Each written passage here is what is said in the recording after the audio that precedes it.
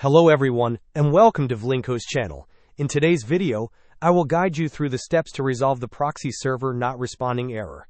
And now let's get started.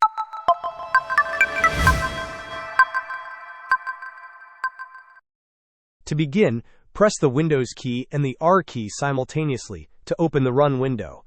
In the dialog box, type inetcorporal.cpl and press Enter. This action will open the Internet Properties window. Navigate to the Connections tab. Within this tab, locate the LAN Settings section.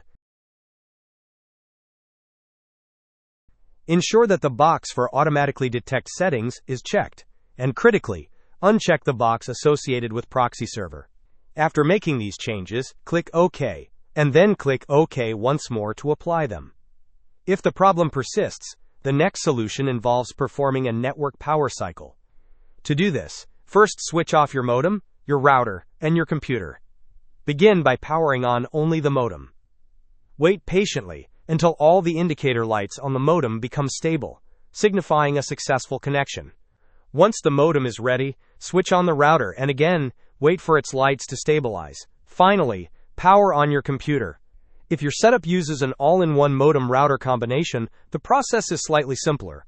Power on the router, wait for its lights to stabilize, and then power on your computer. The final step in resolving this issue is to perform a network reset. To do this, right-click on the Start button and select Settings from the menu that appears.